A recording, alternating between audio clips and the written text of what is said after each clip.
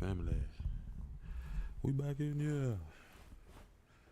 A little dark.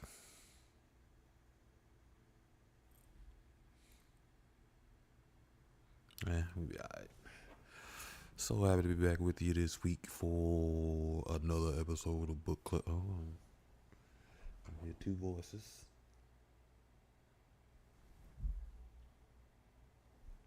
Oh, there we go. For another episode of Thursday Night Book Club. Let me change that. Make sure I can monitor things the way I needs to. So glad to have you back with me. I'm looking forward to continuing. Looking forward to continuing reading Changeling by Victor Lavalle. This week has been a fantastic week. I enjoyed our discussion that we had Tuesday on the law of inspired action. What does that mean? And it really is about being aware of your motivating factors and making sure you are motivated by proper things and then understanding the effect of that motivation on your life. This is your first time here. This is Soul Swami Live, where we discuss healing and evolution in a multitude of different ways. Tuesday night is our show all around discussions, and this is Thursday Night Book Club, what is a spinoff of our Tuesday night show, in an effort to allow us to reconnect with that child in us by having someone read to us, as fantastic as that is. We generally do this every Tuesday and Thursday at 7 p.m. Eastern on YouTube, Twitch, Facebook, and Instagram. So you can watch this show and support the show on whatever floats your boat. But make sure you hit us with that follow on Twitch and YouTube for sure, so you can get the notifications on whenever we go live. And on Tuesday, you can also join the live for your own energy reading. We're all about energy and being aware of the energy that we are carrying, the energy that's attached to us, and the energy that is surrounding us in our life. So generally every week we do but we do a energy point that we're focusing on, and this week we are on the heart, right? The heart is in charge of your sense of love, your sense of compassion, your sense of empathy, your kindness, and your feelings around acceptance of yourself, acceptance of others, acceptance of the way things are, all of those things. The color for your heart is green.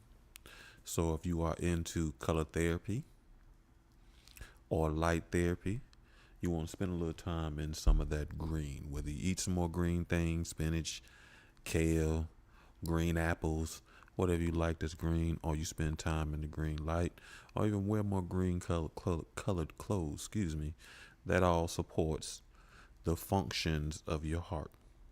The element for your heart is air, so you definitely want to be able to spend some time where you can feel the breeze, or acknowledge the air that you have within your body and send messages with that, receive message with that, and that will involve your throat, but you will be doing some communicating, speaking the truth, speaking your love, your compassion, your empathy, your kindness, and your feelings of acceptance. If you are into essential oils or aromatherapy, you want to think rose, jasmine, geranium are all good for your heart energy point, your heart chakra. If you are into crystals and gemstones, you want to think emerald, jade, green calcite, aventurine, rose quartz are all good to support the functioning of your heart. Where we at? What time? KOS. All right, we rolling.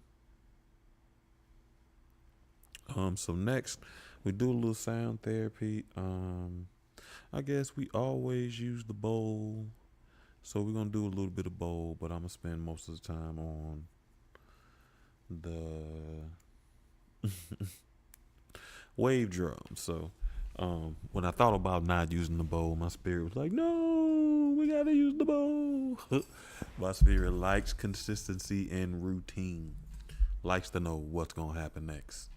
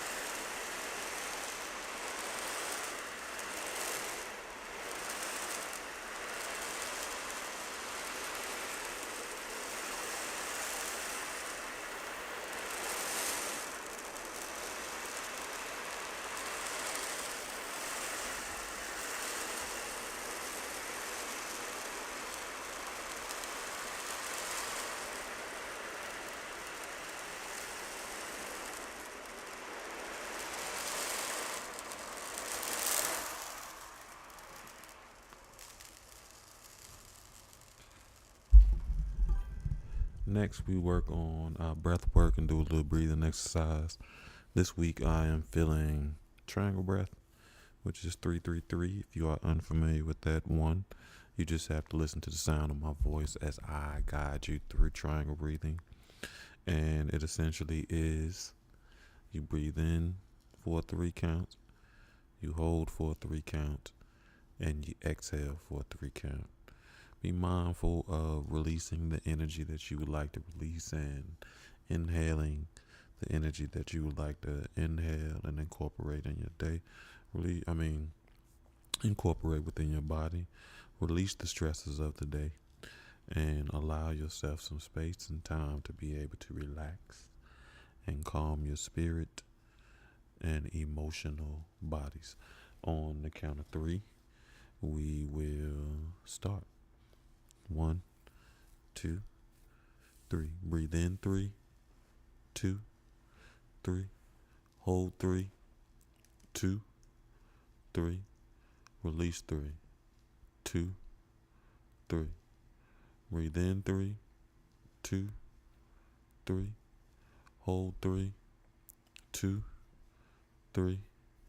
Release 3, 2, 3. Breathe in 3, 2, 3. Hold 3, 2, 3. Release 3, 2, 3. And as you are there at the completion of your breath work, I want you to take some time and incorporate these affirmations for your heart. These are the things that you can say. These are the things that you want to embody. And these are the things that can support you, the words that can support the functioning of your heart. All you got to do right now is just repeat after me.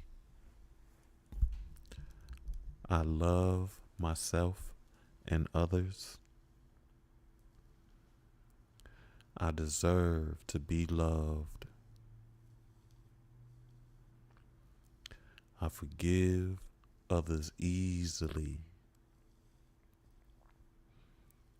My heart is fully open, loving, and pure. I follow the voice of my heart. I love myself and others. I deserve to be loved. I forgive others easily. My heart is fully open, loving, and pure. And I follow the voice of my heart.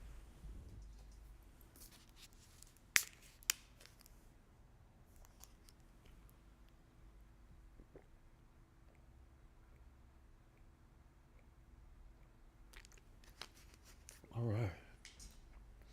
And this is your weekly reminder that you too can purchase the 7 Spaces of Healing to be able to support the channel and support the family. This is a book to help you recognize 7 essential spaces for your evolution.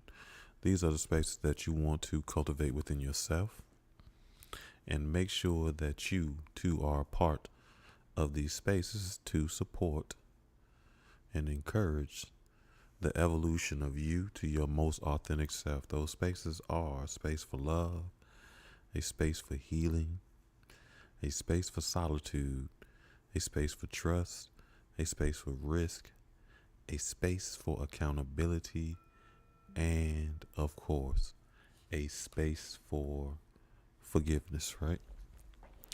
So you can catch that. You can purchase that right now on Amazon. It is available in I'm laughing because the last time I got stuck on it, and instead of saying paperback, I called it softback. So I've been running with that softback.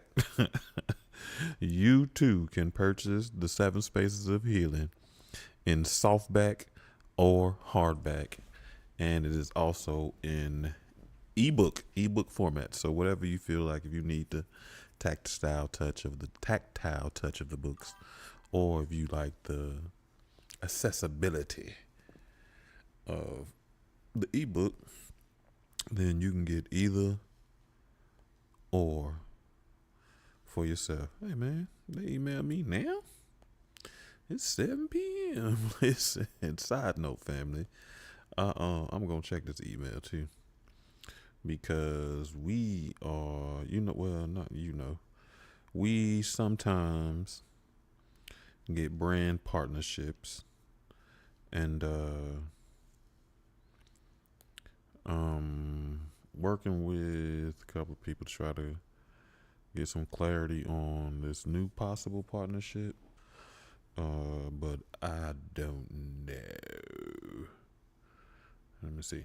Hopefully he'll be like, yeah, it is.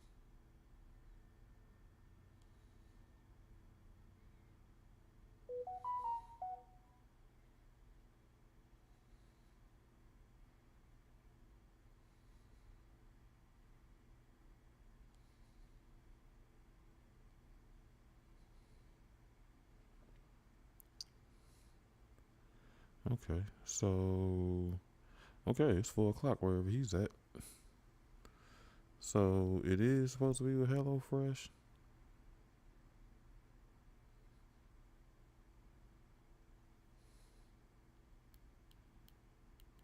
So I actually do want to work with her.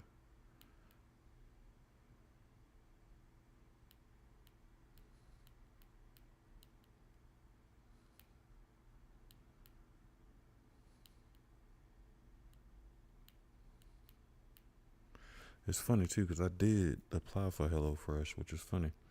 And the way I eat and stuff like that, HelloFresh would be lit for us. Don't you think, Soul Family? Make a couple of videos for HelloFresh. I'll be cooking all the time anyway, so that's right up our alley.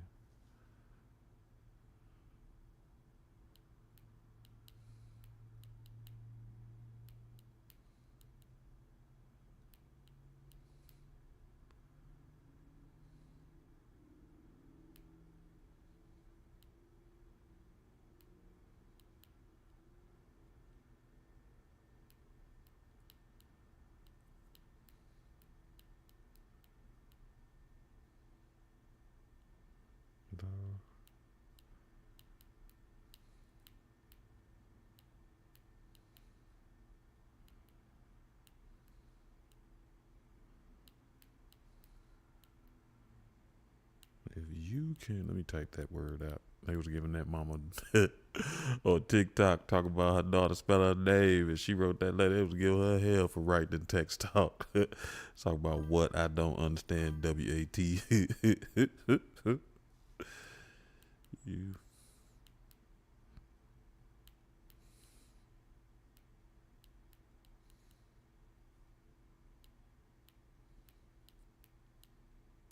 I will sign it today. That'd be lit. I need that bread. You hear me?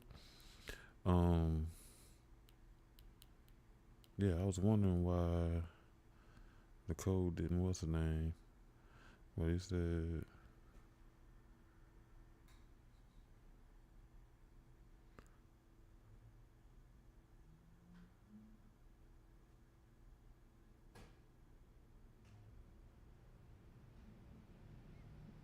Oh, it said once I've been accepted. I don't know.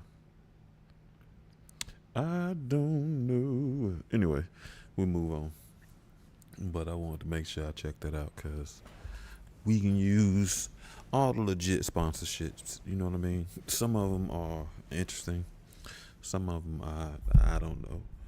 We only gonna do things that we can actually support or in alignment with us.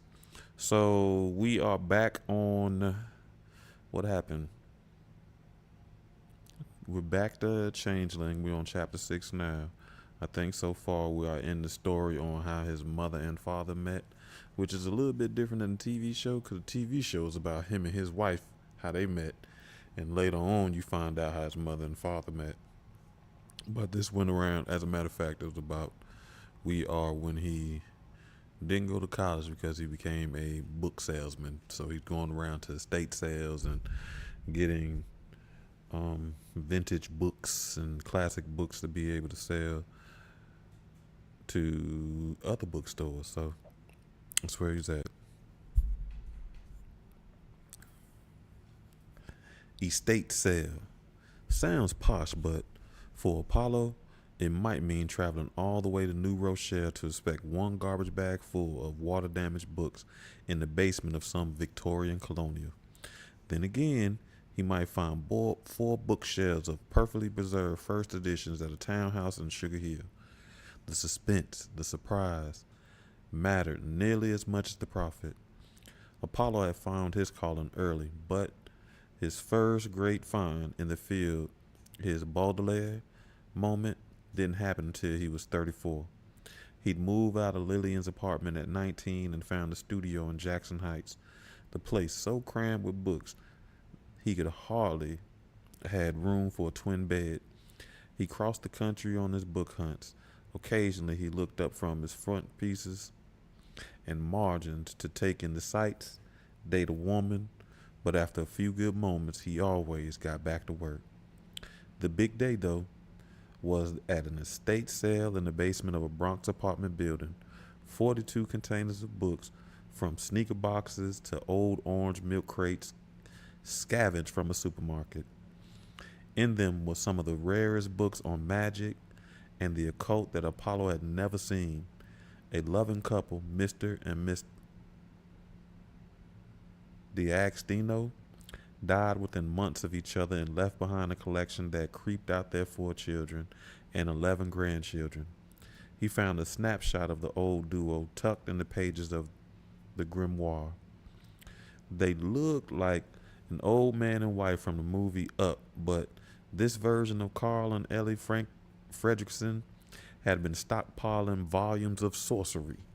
The homely photo and the otherworldly collections were so incongruous, Apollo had to fight hard not to laugh in front of the family. He made a lowball offer right there, and because he'd seen the first dealer willing to come out, because he'd been the first dealer willing to come out to South Bronx, he got the sale. He rented a van that afternoon and took the stuff home.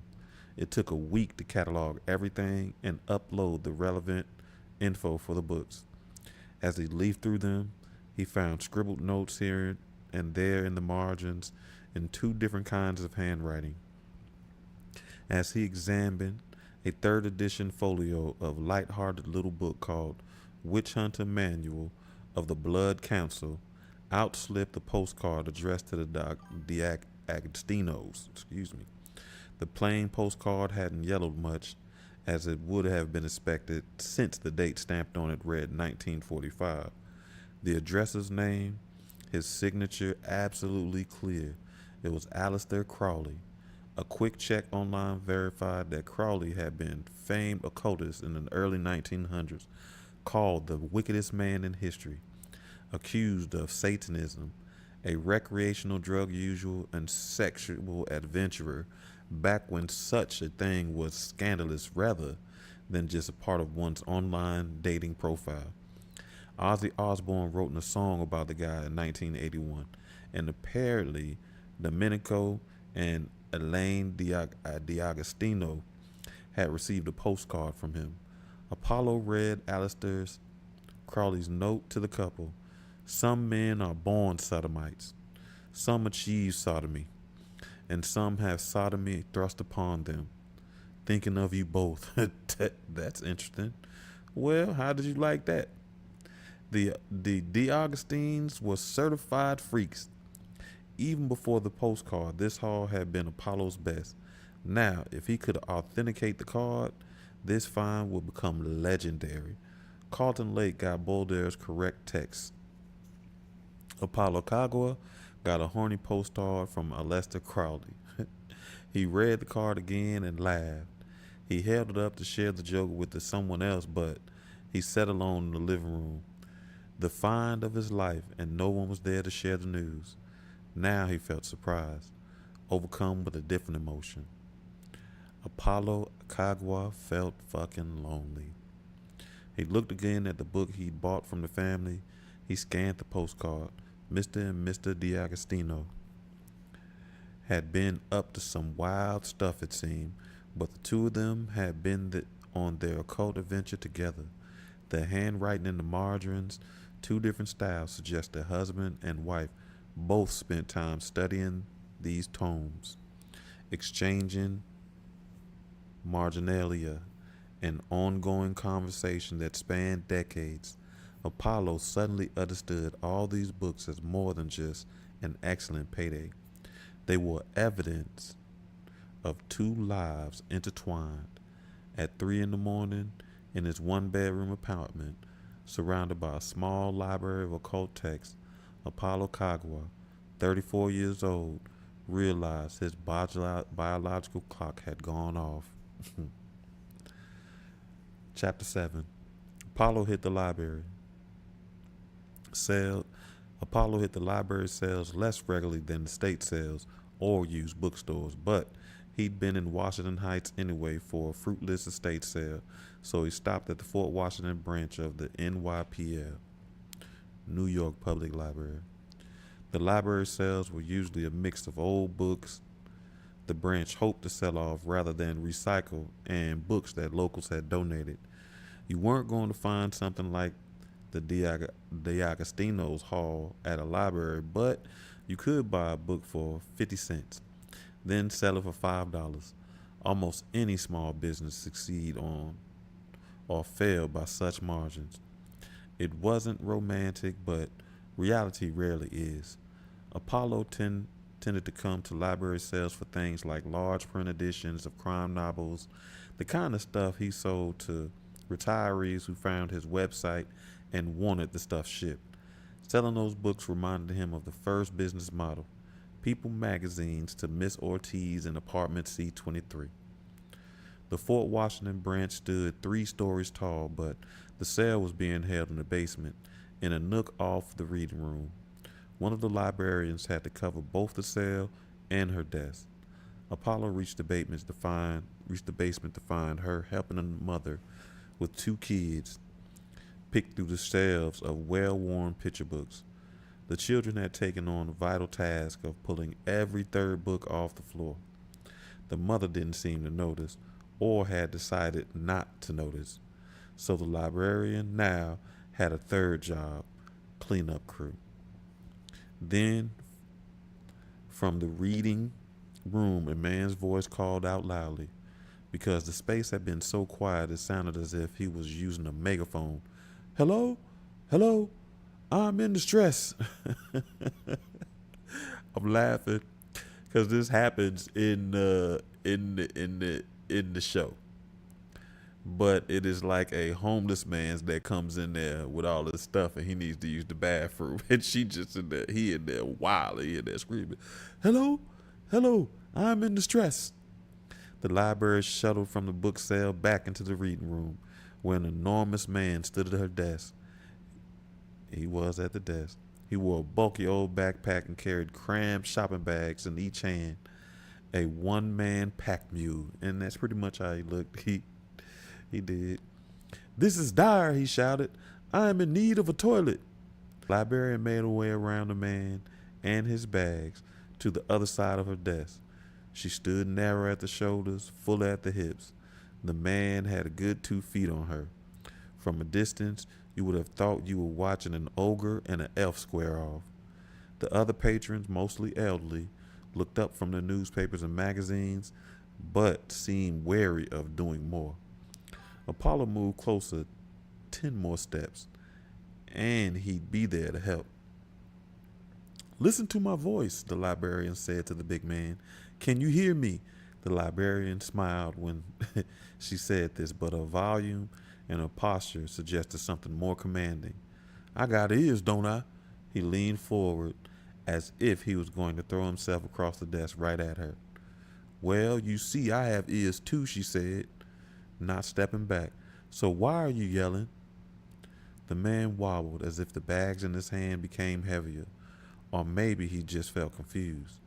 A man that size isn't used to being barked at, least of all from a woman who stood only an inch or 2 taller than 5 feet. The librarian opened the desk drawer and revealed a wooden 2-foot ruler with a single key attached by a string on one end. I need a piece of ID before I give you the bathroom key, she said. The woman never dropped her smile, but by now, everyone, even the big man, could tell that this lady was no joke. Slim as a crowbar and just as solid. Maybe a woman that small had to learn how to assert herself early, a survival technique to keep from being overrun or ignored. It worked. Everyone in the basement had been spellbound. I don't have an ID, he said now, sheepishly. The librarian used the ruler as a pointer.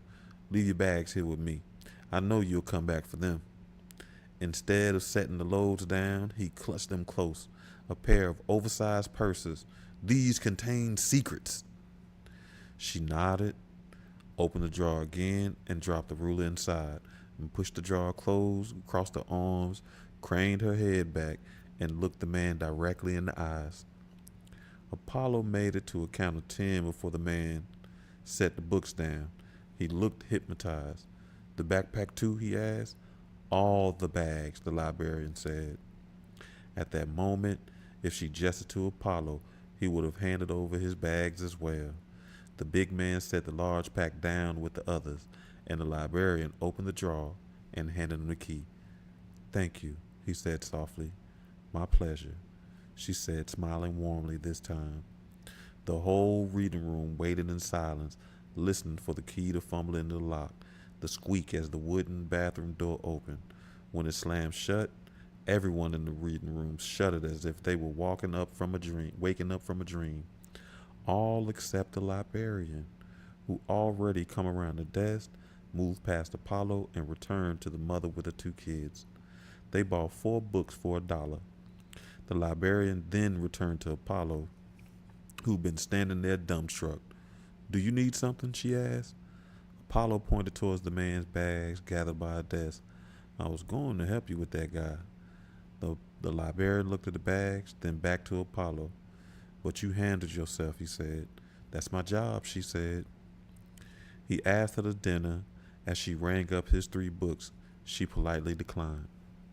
The library shelves in the basement nook were held every Friday, so Apollo returned the week after, and the week after. Eventually, she told him her name, Emma Valentine. 5 months after they met, she finally agreed to go on a date with him. Trying to impress, Apollo took Emma to the tiny sushi place on Thompson Street, where they had to wait outside on the line.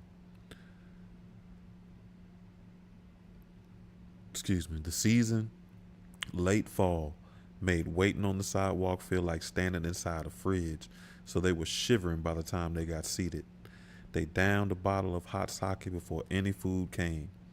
He'd learned she'd been raised in Virginia, a tiny town called Boone's Mill. She had a sister, Kim, 11 years older. Her parents had died when she was only 5, but she wouldn't say any more about that. Kim became Emma's legal guardian when she turned 18, got work locally, and raised her sister instead of going to Jefferson College of Health Sciences in Roanoke, where she'd been accepted. It wasn't until Emma graduated high school and matriculated at UVA that Kim finally went to Jefferson for nursing. Emma remembered her life after her parents died as a time spent in only 3 places: home, school, and the South County Library, 20 minutes away in Roanoke. My favorite librarian there was a woman named Miss Rook, Emma said. She helped raise me almost as much as Kim. They were halfway through dinner, onto their second bottle of hot sake, and leaning towards each other across a small wooden tabletop. The customers crowded close all around, and the waiters had a little room to move that Apollo got bumped every time they passed by, but he hardly noticed. He only listened to her. Miss Rook used to sit me down with a movie if Kim was running late, coming for me. That way she could start closing up. I watched everything they had for kids. Then one day, when I was 12, I picked up something almost at random. I just like the picture on the front. A couple of black people half naked and carrying spears. That made you want to watch it? Apollo asked. It was the only movie in the entire library that had black people on the cover. Of course I wanted to watch it. The movie was called Columbo. a Brazilian film. Miss Rook even came to check on me. She saw the movie playing, saw that I was occupied, and went on her way. Emma had become a little tipsy by then, laughing loudly. There's no way Miss Wook could have known it was a movie about slave uprisings in Brazil, or that the movie had shown tons of Portuguese people getting killed by those slaves. She was such a sweet lady. I never told her what that movie was about. I knew she'd be mortified, and I was too polite to say anything, but I really liked it. It became the only thing I wanted to see. Here, Emma tilted her head to the side and watched the ceiling, grinning. It was in Portuguese with English subtitles. I loved the way that the language sounded. It took a while, but I got Miss Rook to order a few more Brazilian movies after that. Bye Bye Brazil, Subway to the Stars, Os Trapos, Io Rei de Football. Okay. Finally, Miss Rook had to stop buying them because one girl's love of Brazil wasn't enough to justify the cost of the tapes, but she done enough for me. I realized how big the world was, bigger than Boone's Mills, and I wanted to see it. One of your eyes is bigger than the other, Apollo said. He only just noticed the difference was hardly noticeable, but it made her seem to be peering at the world more deeply than most. Or maybe Apollo was just falling for her. Emma lowered her head and covered the larger eye. Maybe she'd taken his observation as an insult. He doubted he could say anything to make it better now, so instead, he said the first thing on his mind. I never cared if I had a boy or a girl. I just wanted to be a good father to whatever kids I have. I made that mistake he did before. I saw a date and told this girl she had ass eyes, thinking about Major Pain. And she was like, "What are ass eyes?" I could not turn it into no joke for her no more. It was just a terrible time. Terrible time for me. I mean, terrible joke, terrible timing. It was not a terrible time for me at all. As a matter of fact, that was our first date, and I was already head over heels. Which makes sense on why I said something so inappropriate to a woman I wanted to date. I was out of my mind. Even as he said it, he understood how nutty it sounded. Great topic for a first date conversation, Apollo. Why not ask if she'd like to sign a 30-year fixed rate mortgage with you too? Might as well. You already own it, brother. Emma lowered her hand and poured herself a little more sake. She drank it in a slow sip, set the cup down, then spoke. I want to explain why I said no to you when you asked me out that first time. And the next 5 times, Apollo added. And the next 5 times, Emma agreed. Now Emma sat back in a chair while Apollo hunched forward. I said no because I'm moving to Brazil. I already bought my tickets. I'm going to Salvador de Bahia in the north. For how long, Apollo asked. I don't know, she said. Apollo drank straight from the ceramic sake bottle to finish off the booze. Then why did you say yes to me now, he asked. She looked at the table and grinned. I found myself looking forward to Friday sales because I'd hoped you'd be back. She raised her eyes to meet his. I missed you.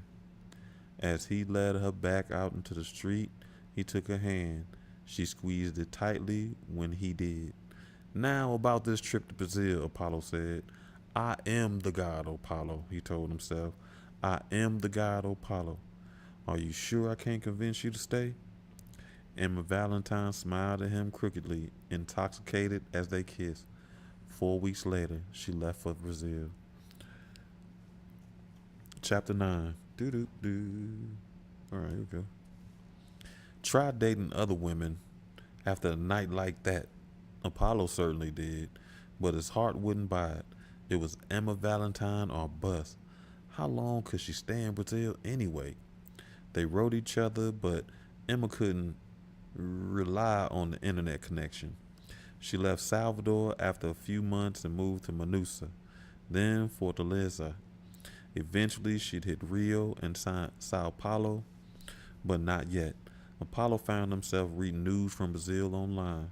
He got a DVD of the Colombo, and though the movie was serious business, African slaves battling the vicious Portuguese, he laughed when he imagined a 12-year-old Emma watching it again and again in a public library in Roanoke. In Emma's absence, he only fell more in love with her. Apollo sold the entire D'Agostino library piecemeal. He put a Crowley postcard up on his site, and 14 hours later, he found he had 5 bids, finally selling it for $3,000. In late 2003, he helped Lillian put a down payment on a house, a neat single family home in Springfield Gardens, Queens. She refused his help until they sat down together and calculated how much she'd save if she could put 30% down on the house instead of 20.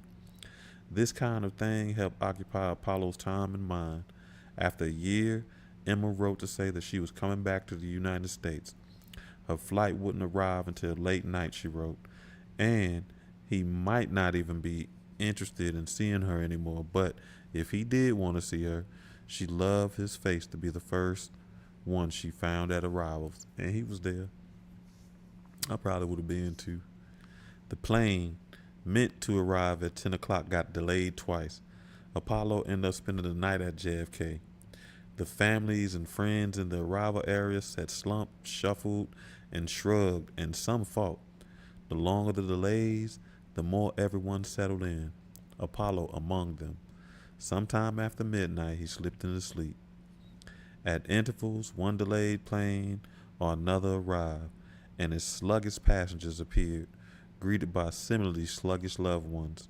The grand windows of the international arrival terminals let in the dawn light when Emma's plane finally landed. Her hair had grown longer, curlier. The brown showed a faintly reddish tinge now. Her skin was darker and her clothes bright, fabric thin, all wrong for the cool spring season. She hadn't brought back her suitcase on, only a backpack slung on one arm. She left with more and returned with less. She moved slowly, seemingly wearily, but also unrushed, and she saw him before he saw her. "You stayed?" she asked as he took her pack. It might have been exhaustion, but her eyes grew wet and trembled. "You stayed?" she asked again quietly. They sat in the food court to enjoy the best Dunkin' Donuts had to offer. "Welcome to America," Apollo said as they unwrapped their egg and cheese sandwiches. He lifted his. "I'll take you somewhere nicer soon." She pulled the sleeves of her shirt up slightly. "Fique tranquilo," she said. She smiled. "I won't keep doing that." Apollo went to the counter for a knife because the sandwich hadn't been cut all the way. He watched Emma raise the sandwich to her mouth to eat. He stayed by the counter to marvel that she'd returned. Around her wrist she wore a thin red string. Why did the sight of it make him stiffen? It had a sentimental appearance, the kind of thing some beautiful Brazilian boy tied around an American woman's wrist because he couldn't afford nothing more. She'd been gone a year. Why couldn't she have fallen in love with someone else? Maybe she'd come back with fewer belongings because she was planning to return. Thinking in this way, he came back to the table with a plastic knife and a belly full of anxiety. I know that's right. He pushed the egg and cheese sandwich around but had no appetite. Emma remained quiet as well until she finished her whole meal. Then she raised her arm, the one with the red string, so he could see it clearly. The string had gone a bit stiff. It was dirty. It had been on her wrist a long time. When I got to Salvador, I stayed with a family in a neighborhood called Atapua. There, they have a lagoon called Lagoa de Abete. You remember at our dinner, you told me about the old Mary Saintess? I thought of you when I was at the lagoon because it's supposedly to be haunted. There was a washerwoman there who I came to know after my Portuguese got stronger. My host family tried to keep me away from the woman. They told me she was a witch, but I liked her. I wasn't scared of her. She made me think of my mother, who she might be if she was still alive. Tough and funny, and she didn't give a damn about other people's opinions of her. I found myself sneaking out their house just to sit by the lagoon with her while she did her washing. Before I left Manosa, she told me to make 3 wishes for my life, and then after I did, she tied the string around my wrist. He cut it. Things went wild too. Emma turned her hand clockwise, then counterclockwise, watching the red fabric. I must let it come apart, she said, and when it fall off my wrist, those wishes would come true. I could not cut it, nor cut her. She said that a whole lot in the show. I thought it was fun for a while, a little bit mystical, but this thing has been on my skin for more than 6 months. It looks ratty, but I want my wishes to come true. Don't look at me like that. I guess I believe in magic. Apollo took her hand, pulled it towards him. I am the god Apollo, he thought. I am the god Apollo. He picked up a plastic knife off the table, the one that he had cut. With one move, he cut the red string off her wrist. It fell onto the plastic tabletop. Emma shivered. He held onto her hand. I promise you, he said, with me, all 3 of your wishes will come true. In that moment, Emma Valentine faced a choice. She could see this moment as proof that Apollo Kagwa was an arrogant dick, or she could decide he was bold and worthy. He'd made his move, and now she must make her decision. I know that's right. Okay. Choices. We're in section 2. Unit 2. Then comes marriage. Okay, hold on. What we doing here? I forgot.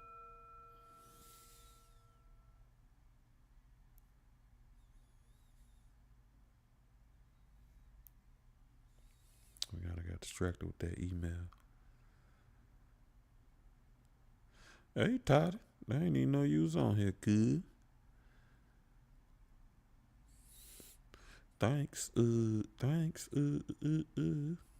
Hey, you like that diamond by your name, though?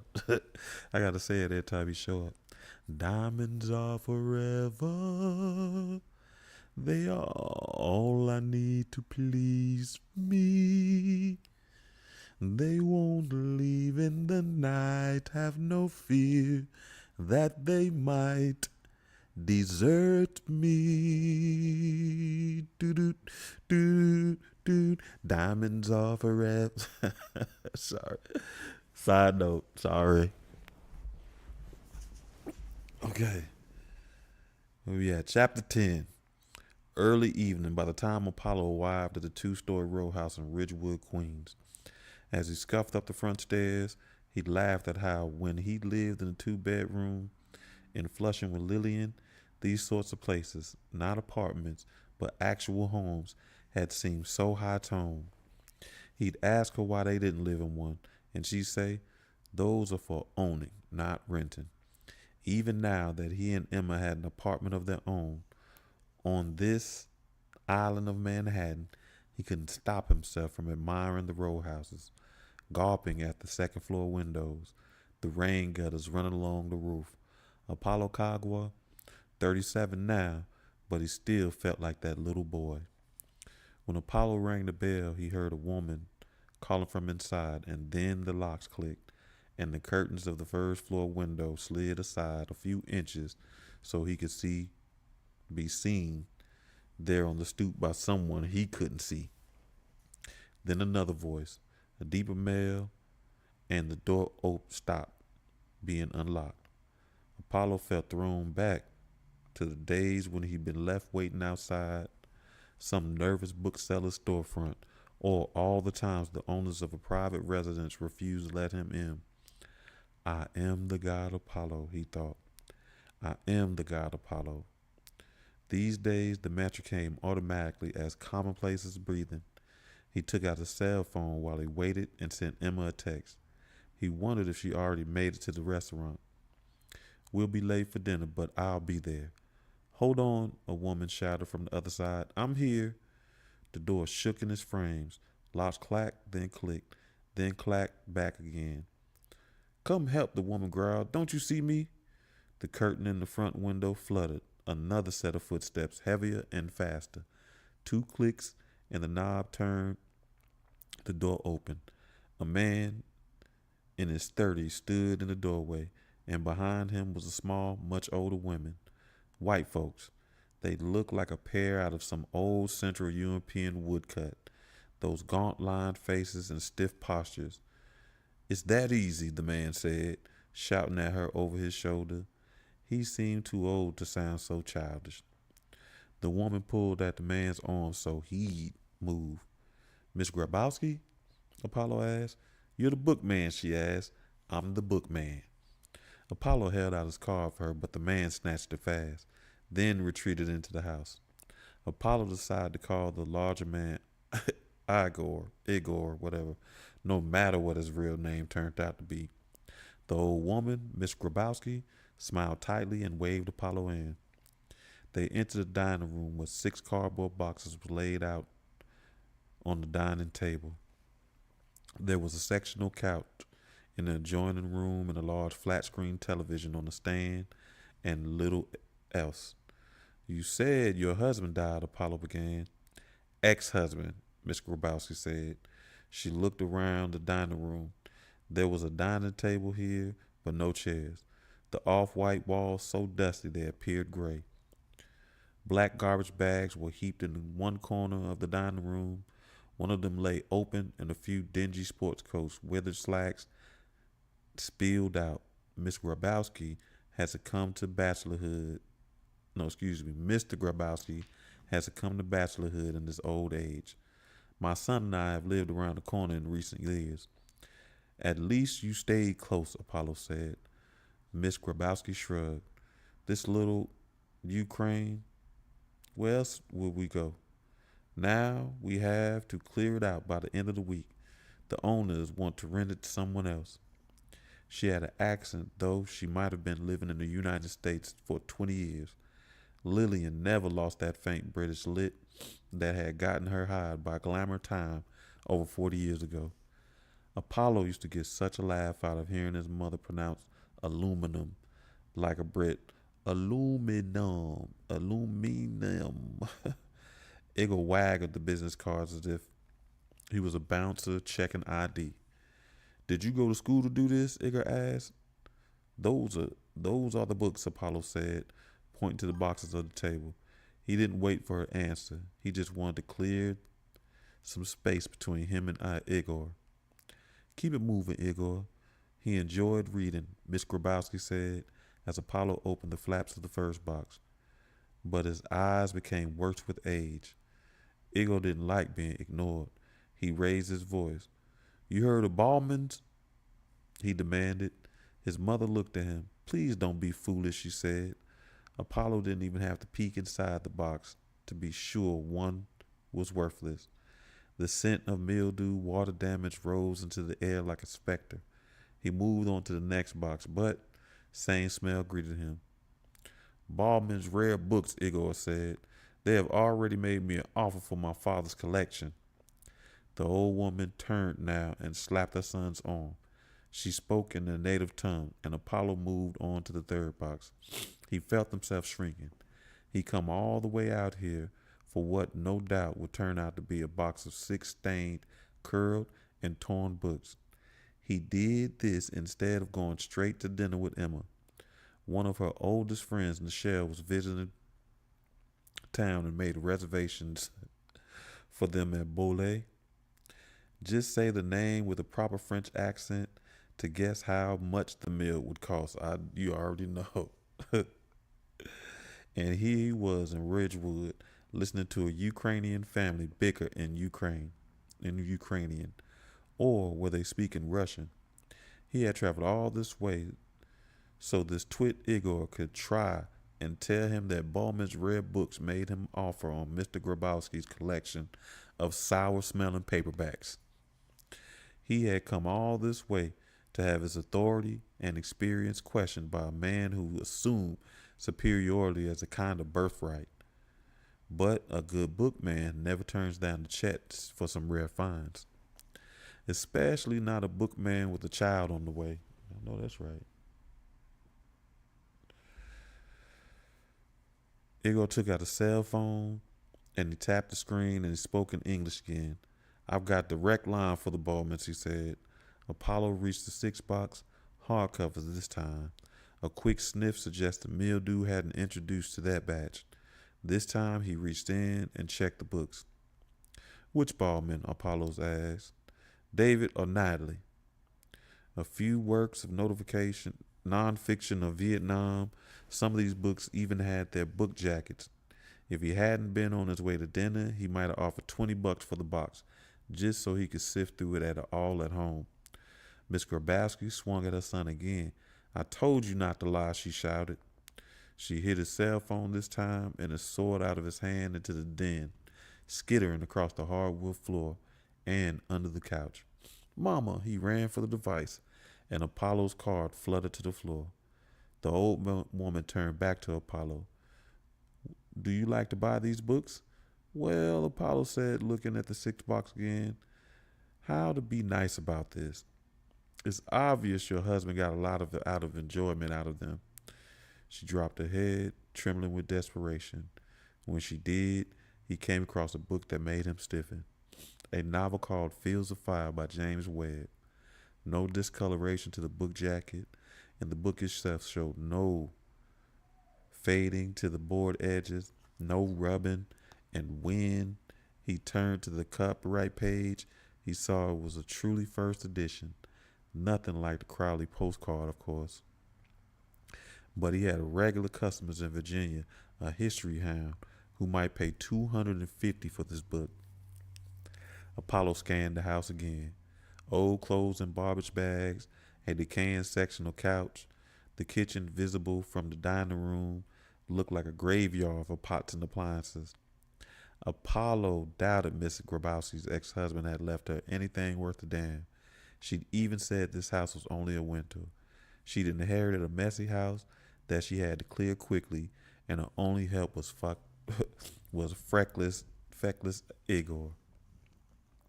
And yet, she'd retained dignity, hadn't she?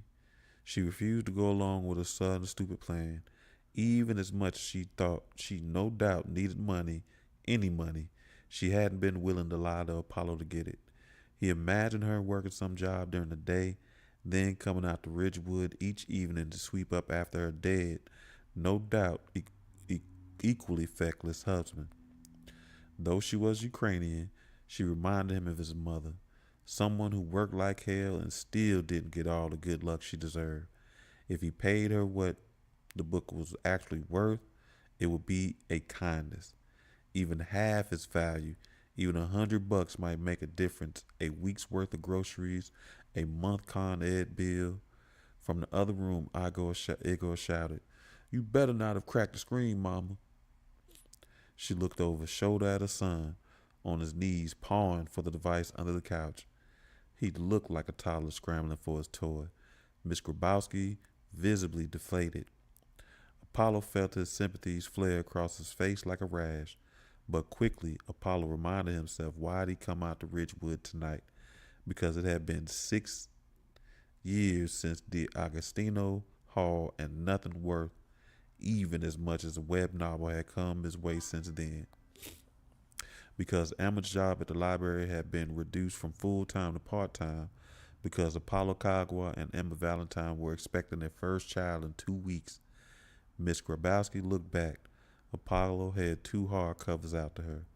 I missed when I first looked, he said. She picked at the covers and mouthed the titles to herself. They're valuable? She asked. She watched his face closely. A little, he finally said. If he tried to buy one book, Miss Grabowski would have felt sure it was valuable. But the second book, a ratty copy of an unremarkable thriller, acted as a kind of camouflage for Fields of Fire. Apollo learned this trick from old dealers a long time ago. He hated doing all this. And so he decided, deep in the well of his mind, that he was doing it for the unborn child. It's for the kid, he told himself. The words soothed his conscience like applying aloe to a light burn. I'll give you $50, Apollo said softly. Each? Miss Grabowski asked, her voice rising.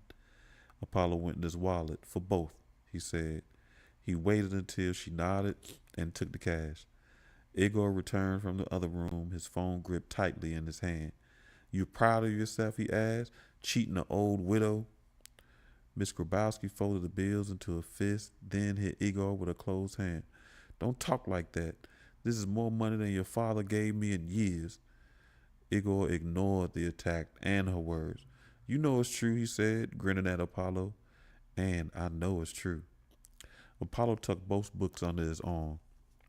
Miss Grabowski walked him back towards the front door, Igor trailing behind them. Apollo crossed the threshold and walked down the sidewalk.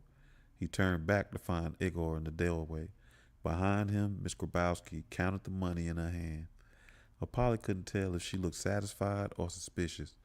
It's business, Apollo said. I'm just doing business here. The devil likes to hide behind the cross, Igor said, then shut the door. I know that's right. That's the truth. That's a nice way to say the devil's in the details. All right, we're going to read one more chapter, and then we're going to wrap it up, family. Chapter 11. Entering Bolé restaurant felt like stepping inside a gingerbread house. Outside, he'd been on Duane Street, a Tony block in Manhattan, but still just downtown NYC. The exterior of the building, understated apricot, and a simple wooden door with glass panels suggesting the shell,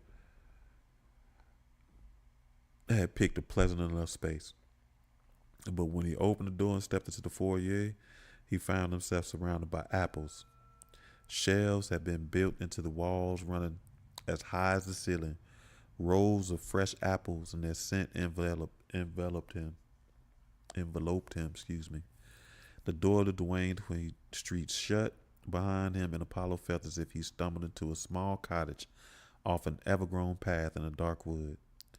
He stayed there in the perfume of the apple room, inhaling the scent.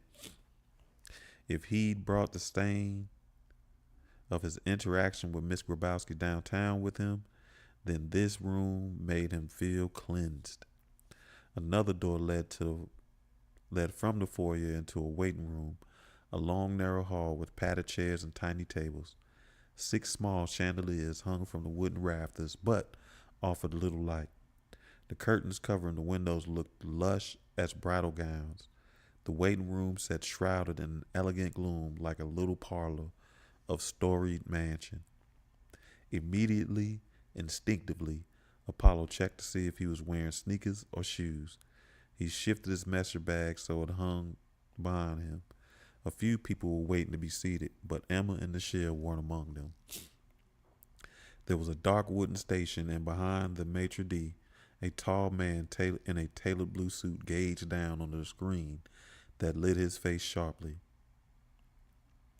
When he looked up to greet Apollo, the man's eyes were lost in the shadow. Since his mouth stayed shrouded in the darkness, it was impossible to see his lips. He looked more ghoulish than gallant. 40 regular? Not what Apollo expected. He set his bag down and presented his empty hands. If they were turning him away, this had to be the strangest rejection he'd ever heard. Nichelle Murray? Apollo replied. The maitre d' nodded quickly and stepped away from his station, then retreated to the door behind him. Apollo looked at the guests in the waiting room, mere silhouettes in leather chairs. In a moment, the maitre d' reappeared with a sport coat. He helped Apollo slip it on. He waved Apollo forward, a menu under one arm, led him through the waiting room and past the other customers. The dining room's vaulted ceilings had been laid with 18-karat gold leaf sheets, and on top of that, a 12-karat white gold varnish. So the ceiling seemed as supple as suede. The floors were burgundy stone, overlaid by Persian rugs. If the foyer felt like a woodland cottage, and the waiting room like a haunted parlor, the dining room became an ancient castle's great hall. This only added to the fantastical atmosphere of the restaurant. Apollo felt as if he was trekking through the realms rather than rooms. If there had been men in full armor posted at as sentries, it wouldn't have surprised him. And in fact, when the maitre d' reached the right table, there was a queen waiting there. Emma Valentine, too pregnant to stand. Apollo leaned close and kissed her. Nichelle rose from her seat and hugged Apollo. Here he is, then, she said, father of the bride. Emma grinned. She rocked forward in her seat. You're a mess, Nichelle. Nichelle still hadn't let go of Apollo, clinging to his left arm, and he realized it was because Nichelle was drunk. Zooted. An open bottle of white wine stood on the table, half done. Another bottle of Perrier stood before Emma's plate, 2/3 down. 3 small plates of appetizers were laid out, oysters, mushrooms, and a third thing he couldn't recognize. The tablecloth looked as mused as slept in bed. Am I that late? Apollo asked. We got here early, Emma told him. Nichelle pointed at Emma. The best way to get seated fast is bringing a woman who's 9 months pregnant. 38 weeks, Emma said. Nichelle waved one hand dismissively. The math doesn't mean anything to normal people. You're 9 months pregnant. Apollo sat across from Nichelle and next to Emma. Even before he settled into the chair, a waiter came to the table and poured him some of the wine left into his glass. Topped Nichelle off, then refilled Emma's cup with sparkling water. He didn't ask if he wanted another bottle of wine, merely raised the empty one slightly, and Nichelle pointed at him.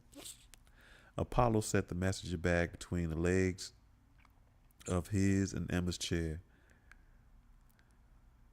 She'd set herself down at an angle so that her belly wouldn't bump the table when she could stretch her legs out. She looked down at the bag quickly, then up at Apollo. Ridgewood, Apollo said. Nothing great. Emma patted his leg. Good try. 38 weeks pregnant, and she looked like a hummingbird that had swallowed an emu egg. And yet she moved in this body with a kind of exhausted authority. She seemed to take some pleasure in being temporarily larger. When the waiter arrived with a new bottle of white wine, she had her legs extended, feet out, and ankles crossed. Any other time in life, even an earlier stage of pregnancy, she would have tucked her feet in to accommodate the weather. But not now. Let the world accommodate her a little. Her feet stayed stuck out, and the waiter went around them. The waiter poured another round for Nichelle, then topped Apollo off, though he'd only taken 2 sips. The dinner at the other tables gave off distinctly different air from theirs. The diner, at the other table gave off a distinctively different air than theirs. The median age of those customers was a billionaire. Even the busboys in this place were white. How is Los Angeles treating you? Apollo said. Does that town ever change? Time goes slower when you're happy, Nichelle said, and I'm happy there. I know that's right. Emma stabbed at the empty oyster on the table, then moved on to forge the last mushroom from another plate. She writes for the witching hour, she said, pride playing in her voice like a musical tone. Hey, we watched that show, Apollo said. He pulled at the wine and felt himself relaxing in the seat and the conversation. Why do you think we started? Emma asked, leaning into his arms. Got to support my girl. Long way from Boone's Mill, Apollo said, raising his glass. Nichelle looked at Emma, raised her glass for the both of us. After a sip, she pooched her lips towards Emma's belly. But I hear you two are going to a planet of natural childbirth next. I'm sorry, but that's too far for me. The natural childbirth conversations weren't ever meant for Apollo, even if he was in the room at the table. When they told Lillian about the plan, she practically short-circuited from fear. Concern is what Lillian called it. And so, with most of the women in Emma's life, Only her older sister Kim supported the plan, but she had good reason to. Kim Valentine was the midwife.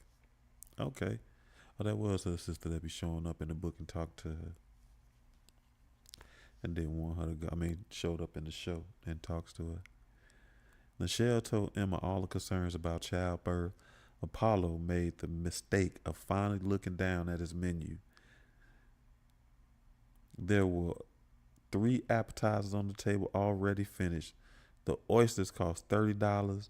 The mushrooms were 42. 42 motherfucking dollars for a small plate of mushrooms. He couldn't guess what the hell the last plate had been. There was only whitish soup dish with some broth in it now, so he couldn't figure what the price might be. But why not be conservative and guess 22? $22 for a dish of broth that might not even be a joke in a place like this. That meant his meal already cost nearly $100. He and Emma were down $50, and he hadn't even eaten anything.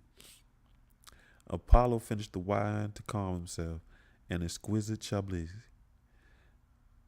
How much could it have cost? The wine list hadn't even been left at the table. If he'd known just then that this Chablis Grand Plus cost $375 per bottle, what would he have done? Run screaming? Probably. His 38 weeks pregnant wife up on his shoulders. Writing for television sure had to pay better than an independent bookseller and part-time librarian ever made.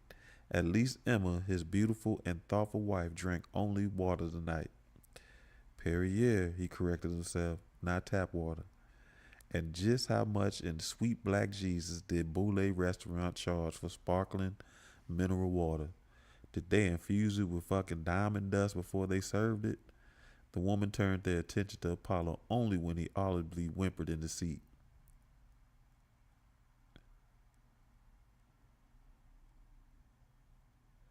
Emma leaned closer and touched his back. I know you're hungry, she said. Let's get the waiter over here.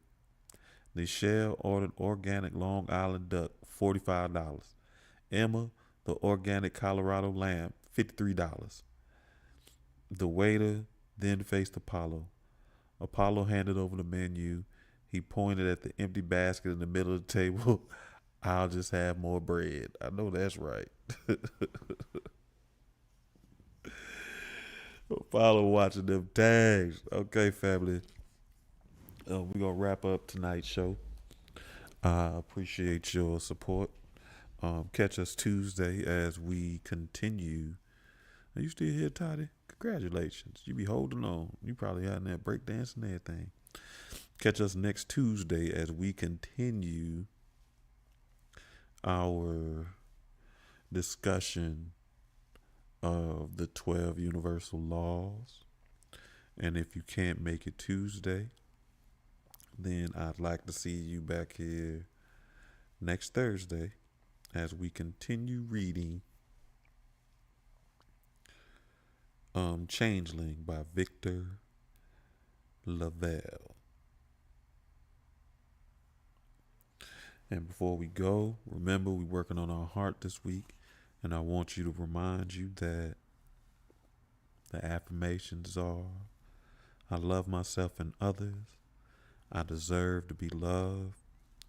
I forgive others easily. My heart is fully open, loving, and pure, and I follow the voice of my heart. Thank you, family. Don't forget to get 7 Spaces of Healing on Amazon, and I will see you later, family. Peace.